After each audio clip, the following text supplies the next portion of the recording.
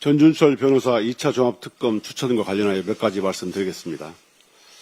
전준철 변호사는 검사 시절에 김건희 주가 조작 사건, 한동훈 채널A 사건 수사를 저와 함께 담당했던 검사입니다.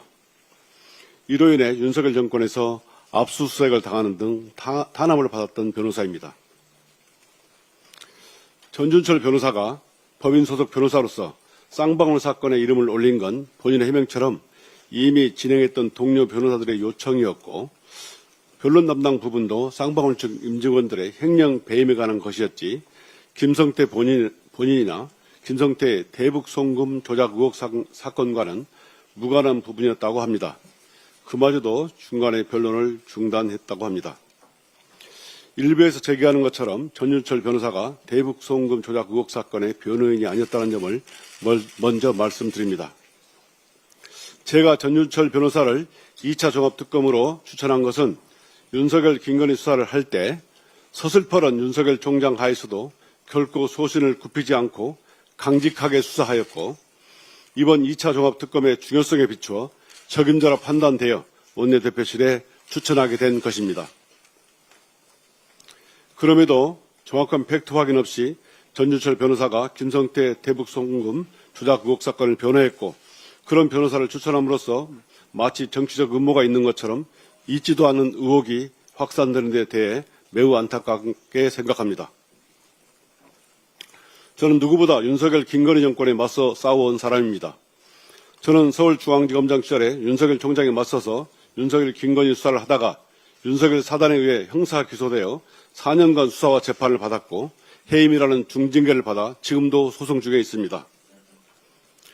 윤석열 정권을 심판하기 위해서 국회에 왔고 국회 법사위에서 윤석열 김건희와 맞서 치열하게 싸웠습니다. 국회 탄핵 소추단으로 윤석열 탄핵에 누구보다 앞장섰고 이번 1차 특검 수사의 미진함을 보고 2차 종합특검법을 대표 발의했습니다. 누구보다 윤석열 김건희의 내란과 국정농단에 대해 티끌까지도 청산하는 수사를 원했던 사람입니다. 이런 저의 삶의 궤적에서 보면 저에게 특검을 천거하는 과정에서 정치적 해석과 음모론적 의혹이 제기되는 것이 안타깝습니다. 그렇지만 한편으로는 소통이 부족했음을 느낍니다. 이번 2차 종합특검 추천 과정에서 좀 더 세밀하게 살피지 못한 점에 대해 유감스럽게 생각하고 앞으로 더 세심하게 살피겠습니다. 윤석열에게 압박을 받았다고 하는 전 변호사, 물론 압박 받았을 수 있습니다. 그런데 시기상으로 이 전준철 변호사가 퇴임을 한 때는 2021년 5월입니다. 2021년 5월. 그러면 윤석열은 언제 퇴임하느냐? 2021년 3월 4일. 이렇게 되는 거예요. 뭔지 아시겠습니까? 더 있었던 거죠. 네. 맞죠? 네. 제가 한 번만 더 팩트 체크 좀. 제가 옮겨 적다 보니까, 저도 아까 급하게 옮겨 적다 보니까 잠깐 한 번만 더 확인해 볼게요. 또 이거 가지고 시비 걸리면 또 골치 아프니까. 자, 봅시다. 우리 온 거를.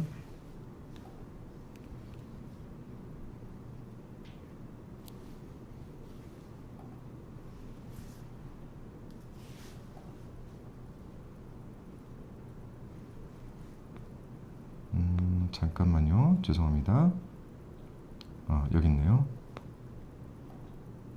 자, 그렇네요. 전준철은 윤석열이 2021년 3월 4일 퇴임을 한 이후에 2021년 5월에 사임을 했습니다. 그러니까 윤석열 퇴임 이후에도 있다가 2개월여 있다가 사임을 한 거예요. 자, 이 시기도 잘 안 맞지 않습니까?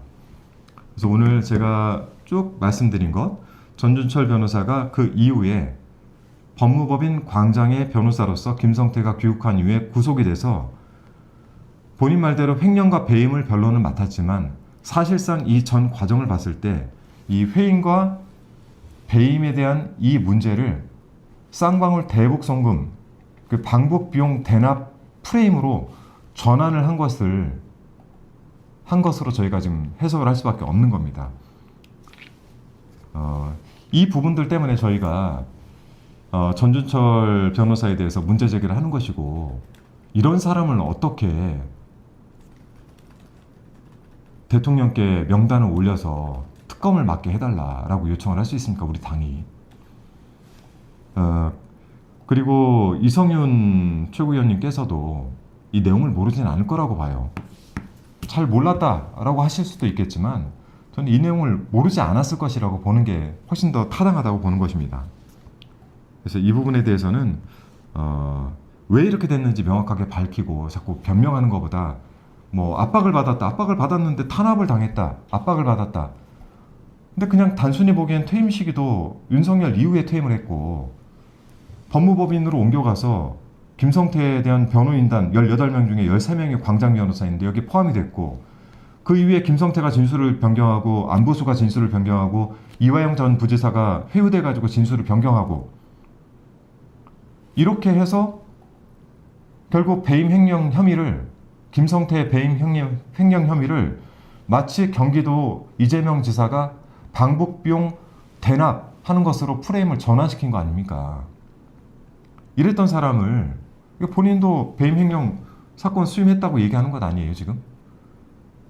그래서 이 부분에 대해서 여러분 좀 명확하게 좀 알고 계셔야 되고, 저는 여기에 대해서 제가 오늘 정리한 부분들 중에서 저희가 추정성 글들 이런 것들만 제가 제거를 해서 그냥 팩트 위주의 연월별로 쭉 한번 게시판에 올려봐 드리겠습니다.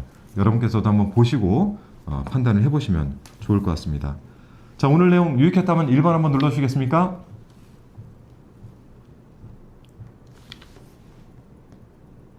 네, 지금 2100분 들어와 계십니다. 네, 감사합니다. 잘 정리가 되셨을 거라고 봅니다. 내일 저희 의총이 있고요. 내일 오전에는 재선 의원과 정청래 대표 간의 대화의 시간이 좀 있습니다. 이 시간들을 지나고 내일 10일 저는 반드시 합당과 관련되어 있는 내부 논란은 종식을 시키고 저는 다음 민생과 개혁 과제로 빠르게 넘어가야 된다고 생각을 하고 있어요. 오늘 대정부 질의를 하게 되면 대부분 내용이 뭐겠습니까? 국민의 삶과 관련되어 있는 내용들을 다뤄야 되는 대정부 질의가 일어나고 있고, 우리는 이를 통해 가지고 빠르게 정부 지원을 통해서 국민의 삶을 안정시키는, 더 낫게 만드는 이런 일에 집중해야 된다.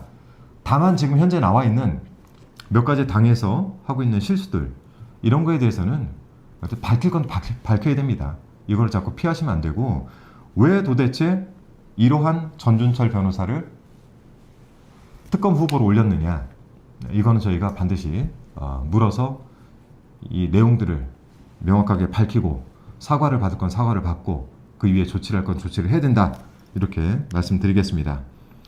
제가 오늘 좀 짧게 했어요. 그 본회의하고 제 개인적인 일정들이 워낙에 많아서 여러분과 약속을 지킬 수 있는 시간이 지금밖에 되지 않았다는 점 좀 양해를 구하고, 오늘 이 내용들 저희가 잘 정리해서 게시판에 올려드리도록 하겠습니다. 잘 참고하시고, 지금 저희가 주장하고 있는 전준철 변호사의 특검 임명은 잘못됐다라는 부분들 함께 공유 좀 해주셨으면 좋겠습니다. 자, 한준호TV 마지막으로 2200분에게 호소드립니다. 한준호TV가 20만 갈 수 있도록 구독과 좋아요, 그리고 라이브 방송을 위해서 알람 설정 꼭 좀 부탁드리겠습니다. 자, 오늘 함께 해주신 분들 감사합니다.